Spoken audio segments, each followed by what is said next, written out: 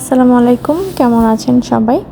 আজকে আপনাদের সাথে আমার ১৯ রোজা আর ২০ রোজার ব্লগ, মানে ২টা দিনের ব্লগ একসাথে শেয়ার করছি। আসলে ১৯ রোজায় তেমন কিছু একটা করার ছিল না। একটু গিয়েছিলাম হচ্ছে শপিং মলে আমার ফ্রেন্ডের সাথে। তো ওখানে গিয়ে দেখলাম যে এত সুন্দর করে সাজানো হয়েছে মলটা। আর মালয়েশিয়ানদের ড্রেস বা ঈদ তো শুধু আমাদের জন্য না, তাদের জন্য ঈদ। তো অনেক ড্রেস এসেছে। তো এগুলো হচ্ছে মালয়েশিয়ান ট্রেডিশনাল ড্রেস। তো মালাইরাই কেনে এগুলো, আমাদের তো আর এগুলো কেনা হয় না। বিভিন্ন সুন্দর সুন্দর আবায়া ছিল, যারা আবায়া লাভার তারা খুব পছন্দ করবে। আসলে অনেক সুন্দর সুন্দর আবায়া ছিল। তো একটু মার্কেটে গিয়ে মনটা একটু ভালো হয়ে গেল আর কি। মনটা খুব খারাপ লাগছিল, কারণ রমজান মাসটা এভাবে করে চলে যাচ্ছে, চোখের পলক ফেলতে না ফেলতে মনে হচ্ছে যে একটা রমজান চলে যাচ্ছে। তো খুব খারাপও লাগছিল যে আর মাত্র কয়টা দিন আছে। তো এই যে দেখুন শপিং মলটা কি সুন্দর করে সাজানো হয়েছে। শুধু যে এই শপিং মল তা না, মালয়েশিয়ার প্রত্যেকটা শপিং মল প্রত্যেকটা ফেস্টিভ্যালেই সাজানো হয়। যেহেতু ঈদ এখন আমাদের মুসলিমদের একটা খুব বড়সড় ফেস্টিভ্যাল, তো ঈদের জন্য অনেক সাজানো হচ্ছে। তো এখানে হচ্ছে আমরা একটা শপের মধ্যে ঢুকেছি।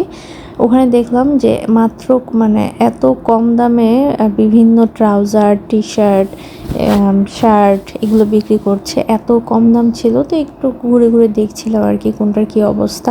হুডি ছিল কিছু ছেলেদের। আপনাদের ভাইয়ার জন্য আমি এক সাইজ খুঁজছিলাম, বাট ওইখানে কোনো সাইজ মানে অ্যাভেলেবেল ছিল না ওইরকম। মানে বিশেষ করে আপনার ভাইয়ার যেই সাইজটা সেটা একদমই পাওয়া যায়নি। তো অনেকক্ষণ ঘাটাঘাটি করে আর কি বের হয়ে গেলাম। তো যেহেতু আমার ফ্রেন্ড ছিল সাথে, ও কিছু কেনাকাটা করেছে, ওর সাথেই বের হওয়া হয়েছিল আর কি, এছাড়া আর না। তারপরে হাঁটতে হাঁটতে গেলাম ওয়াটসনে ঢুকে খালি মাথাটা আমার ঘুরেই, কারণ হচ্ছে এত পরিমাণ সেল থাকে। আর রমজান মাসে সেলটা মনে হয় একটু বেশিই দিয়ে দেয়, মানে পুরো মাথা ঘুরে যাওয়ার মতো অবস্থা। এত এত সেল দেখে মনে হয় যে পুরো ওয়াটসন কিনে নিয়ে আসি, সব কিছু নিয়ে আসি, এরকম লাগে আসলে। তো সব তো আর কিনে আনা যাবে না। দেখুন এই যে হলুদ যে ট্যাগগুলো দেখছেন ইয়েলো কালার, এগুলো সব কিন্তু 50% করে সেল দিয়েছে। আপনারা দেখে নিশ্চয়ই বুঝতে পারছেন। আর যারা কিনা মেকআপ লাভার তাদের জন্য তো এটা হিউজ একটা অপরচুনিটি। আর আমি না যেটা করি, এটা অনেকে ভালোভাবে নিতে পারে, অনেকে খারাপভাবে নিতে পারে। যখনই কিছু সেল দেয় তখনই আমি কেনার চেষ্টা করি, আদারওয়াইজ আমি কিনি না। যেমন এই যে এই সময়টা 50% করে সেল দেওয়া মানে কিন্তু হিউজ একটা ডিসকাউন্ট পাওয়া।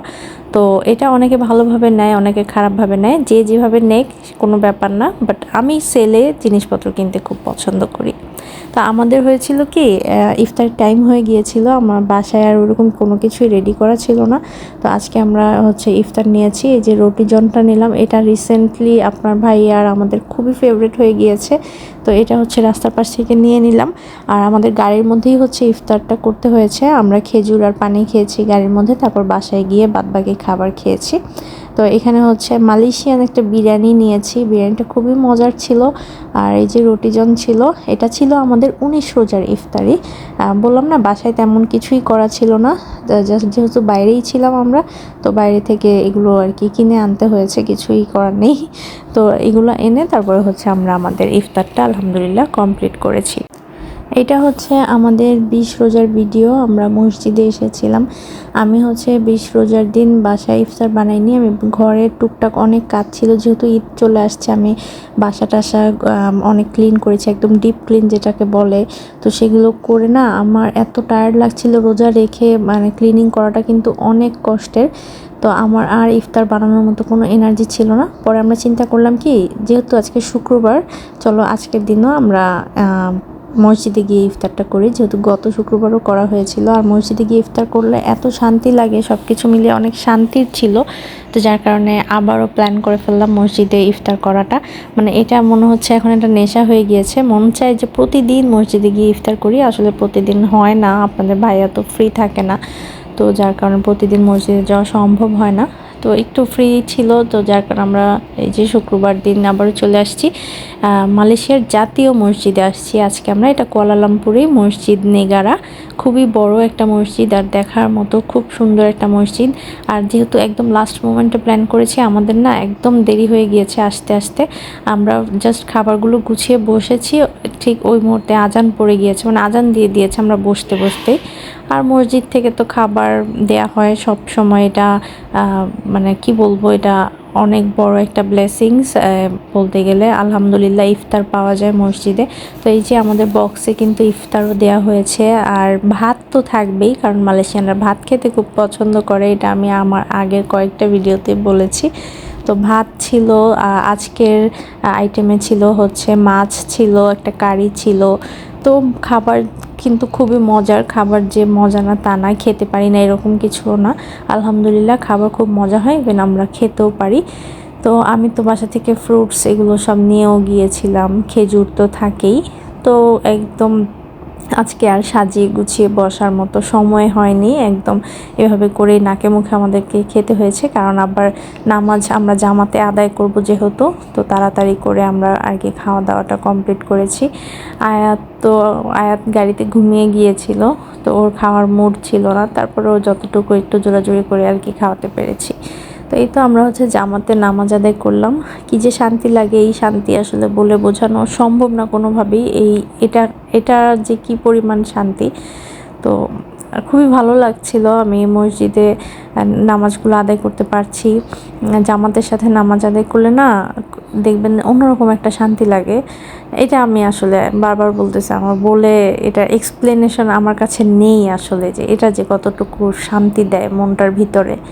আর মসজিদটা না খুব সুন্দর, মালয়েশিয়ার প্রত্যেকটা মসজিদই দেখার মতো, মানে কি বলবো, এত বড় বড় মসজিদ, একসাথে 10,000 15,000 মানুষ নামাজ পড়তে পারে। আর এটা যেহেতু মালয়েশিয়ার জাতীয় মসজিদ, এটা হচ্ছে 1965 সালে মসজিদটা বানানো হয়েছে। তো সেই হিসেবে তো অনেক রেনোভেশনও করা হয়েছে, আস্তে আস্তে অনেক কিছু চেঞ্জ হয়েছে। তা আমি হচ্ছে এই মসজিদ নিগারাতে এই ফার্স্ট আসলাম। আমি এত বছর মালয়েশিয়া থাকি, আমি কখনো জাতীয় মসজিদে আসিনি। আর এটা কিন্তু কুয়ালালামপুরেই, তারপরেও কিন্তু আসা হয়নি, এমন না যে কুয়ালালামপুরের বাইরে ছিল এই জন্য যাওয়া হয়নি। আমি নিজেও থাকি কুয়ালালামপুরে, তারপরেও হচ্ছে যাওয়া হয়নি। তো যাই হোক, কি আর করার, আল্লাহ হয়তো বা এখন নসিবে রেখেছিল, রিজিকে এখন ছিল এখন আসার, তাই এখনই আসা হয়েছে। আসলে রিজিকের উপরে কোনো কিছু নেই, আল্লাহ যখন যেটা লিখে রেখেছে যার নসিবে তখনই সেটা হবে। আমরা যতই জোরাজোরি যাই করি না কেন, কোনো কাজ হবে না আসলে। আমার নসিবে যেটা যখন থাকার সেটা তখনই থাকবে, এটা প্রত্যেকটা মানুষের বোঝা উচিত আসলে, যে রিজিকে যার যার রিজিকে যেটা আছে সেটা আসবেই, সেটা আসবেই আসবে। এছাড়া আর আমি এগুলো নিয়ে আর কোনো এক্সপ্লেনেশন ওভাবে দিতে পারবো না আসলে। তো এইটা হচ্ছে মসজিদের গ্যালারি, খুব সুন্দরভাবে একটা সাইডে করা। ভাবলাম যে আমরা মাগরিবের নামাজ পড়ে তো আর কোনো কাজ নেই, কারণ এরপরে এশার তারাবি শুরু হতে হতে প্রায় 30-40 মিনিট সময় আছে, তো ততক্ষণে আমরা একটু মসজিদটা ঘোরাঘুরি করলাম। এটা হচ্ছে এই যে মসজিদ নিগারার গ্যালারিটা। এখানে এই যে ইমাম সাহেব যারা ছিলেন তাদের বিবরণী সব দেয়া ছিল ছবি সহ, খুবই সুন্দর আর কি, সব কিছু এত সুন্দর করে গোছানো আছে যেহেতু এটা জাতীয় মসজিদ। আর এই যে দেখুন, এটার আর্কিটেক্টটা মানে একদম সুন্দর করে সাজিয়ে রেখেছে সামনেই, যে যারা এটা ট্যুরিস্ট, অনেকে তো ট্যুরিস্টরাও আসে, তো ট্যুরিস্টরা এসেও কিন্তু দেখতে পারবে। তো আমি হচ্ছে একটু ভিডিও করলাম, যে মাশাআল্লাহ মসজিদটা দেখুন কত সুন্দর আসলে, তাই না? আপনারা কিন্তু কমেন্টস করে জানাবেন। আর যারা মালয়েশিয়াতে আছেন তারা তো অবশ্যই জানেন যে মালয়েশিয়ার মসজিদগুলো কত সুন্দর। তো আমার কাছে খুবই ভালো লাগছে এই বছর, আমি বলবো আলহামদুলিল্লাহ। আমি এবারের মতো মসজিদে কখনো যাওয়া হয়নি আমার, আমি এবছর যে পরিমাণ মসজিদে গিয়ে নামাজ পড়া, ইফতার করা এগুলো হয়েছে, এটা আমার এত বছরের মালয়েশিয়ান লাইফে হয়নি। আয়াত খুবই এক্সাইটেড ছিল এটা দেখে, পরে বললাম যে তুমি একটু দাঁড়াও, তোমার কয়েকটা ছবি তুলি। দেখেন, বলতে না বলতে পোজ দেওয়া শুরু করে দিয়েছে আমার ছেলেটা। আর মাশাআল্লাহ ওর জন্য দোয়া করবেন, ও নামাজ পড়ে এই বয়সেই, তারাবি শেষ করে, তারাবি নামাজ পুরোটা শেষ করে আলহামদুলিল্লাহ। একটুও সে টায়ার্ড হয় না, এটা আল্লাহর রহমত ছাড়া আর কিছুই না। সে একদম 20 রাকাত তারাবি নামাজ পুরাটা সে শেষ করে আলহামদুলিল্লাহ আলহামদুলিল্লাহ। আর এখানে এই যে দেখুন হাতে লেখা কোরআন শরীফ, এত সুন্দর মাশাল্লাহ বলে আমি ওখানে দাঁড়িয়ে থেকে অনেকক্ষণ দেখলাম। আর মাশাল্লাহ বলতেও কেউ ভুলবেন না আসলে, মানে প্রত্যেকটা জিনিসই কিন্তু এই মসজিদের দেয়া ছিল গ্যালারির মধ্যে। এটা হচ্ছে মসজিদের ড্রয়িংটা, আর এটা মেবি ইমাম সাহেবের চেয়ার হবে, আর এটাও গ্লাসের মধ্যে করে রাখা আর কি। তো সব কিছু মানে একটা মিউজিয়ামের মতো আর কি তৈরি করা। এই যে কত ধরনের ছবি, তারপরে যখন কনস্ট্রাকশন হয়েছে এই মসজিদটার, তারপরে পেপারে যখন এসেছে, মানে সব কিছু ডিটেলসে দেয়া আছে। দেখলে আমি কতক্ষণ দাঁড়িয়ে দাঁড়িয়ে পড়েছি অনেক কিছু। এই যে এটা হচ্ছে ছবিটা যখন ফার্স্ট কনস্ট্রাকশন হয় আর কি। তো এগুলো আসলে কি বলবো, এগুলো হিস্টোরি একটা দেশের। তো আমিও দেখলাম, ভালো লাগলো, খুবই ভালো লাগলো দেখে। ভিডিও করে রাখলাম, কারণ এগুলো ওই যে আমি সবসময় একটা কথা বলি, স্মৃতি হিসেবে থেকে যাবে। তো আমার এই ভিডিওগুলো আসলে স্মৃতি হিসেবে থাকবে আমার চ্যানেল যতদিন আছে, আমার পেজটা যতদিন আছে ততদিন। তো আর হ্যাঁ, আপনারা যারা এখনও আমার চ্যানেলটাকে সাবস্ক্রাইব করেননি তারা কিন্তু চাইলে সাবস্ক্রাইব করতে পারেন। আমার ফেসবুক পেজটাও লাইক ফলো করতে পারেন, সেম নামেই আছে। তো এই হচ্ছে অবস্থা। মসজিদটা কেমন লাগলো আপনারা কমেন্টস করে কিন্তু অবশ্যই জানাবেন। আর মালয়েশিয়ার মসজিদের কথা সবার মুখে মুখে, যে মালয়েশিয়ার মসজিদ অনেক সুন্দর। আসলে শুধু যে মালয়েশিয়া না, অন্যান্য দেশে আরও অনেক সুন্দর সুন্দর মসজিদ আছে, তবে মালয়েশিয়া অনুযায়ী খুব সুন্দর মসজিদ। আর এখানে হচ্ছে মেবি কি ভাষায় যেন একটা বই ছিল, আমার ঠিক খেয়াল আসছে না এখন। আর মালয়েশিয়ার যে আগের টাকাগুলো কীরকম ছিল, কয়েনগুলো কীরকম ছিল, তারপর স্ট্যাম্প কীরকম ছিল, এগুলো না সব কিছু এইভাবে করে দেয়া আছে। এই যে পিঙ্ক কালার, বিভিন্ন কালারের যে পেপারগুলো, এগুলো হচ্ছে সেন ছিল আগে, পেনি যেটাকে বলে সেন ছিল। তো আগে এরকম ছিল আর কি। তো সব কিছু আমি একটু একটু করে ভিডিও করে এনেছি, কারণ সব সময় তো আর যাওয়া হয় না। তো একটু ভিডিও থাকলে হয়তো বা স্মৃতি হিসেবে থেকে যাবে।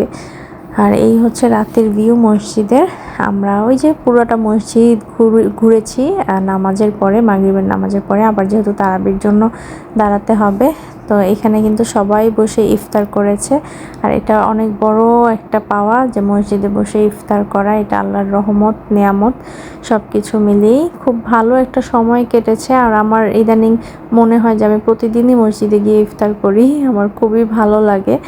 একদম ইফতার করে তারাবি পড়ে চলে আসলে না আর কোনো কাজ থাকে না, জাস্ট বাসায় এসে ঘুমায় যাওয়া, আর কোনো কাজই থাকে না। তো যার কারণে আমার কাছে আরও বেশি ভালো লাগে যে বাসায় এসে আর কোনো কাজ করতে হবে না। কিন্তু আয়াতের স্কুল থাকে, তো সব কিছু মিলে আসলে প্রতিদিন হয়ে ওঠে না।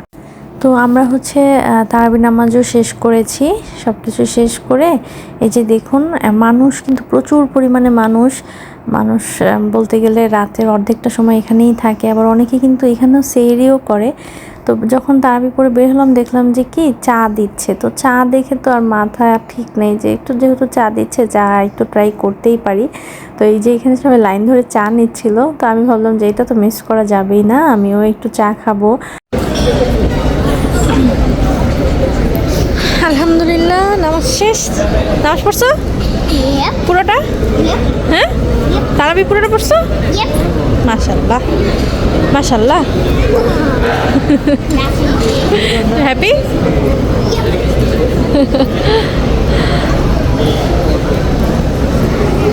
আলহামদুলিল্লাহ। এই তো আমি একটু চা খাবো, এই যেখানে চা দিচ্ছে।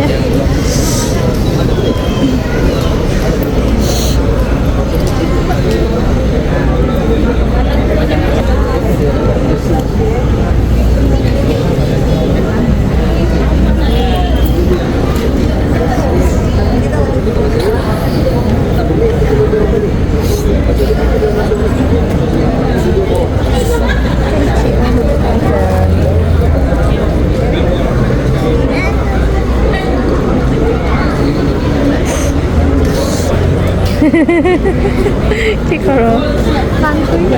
পান করো।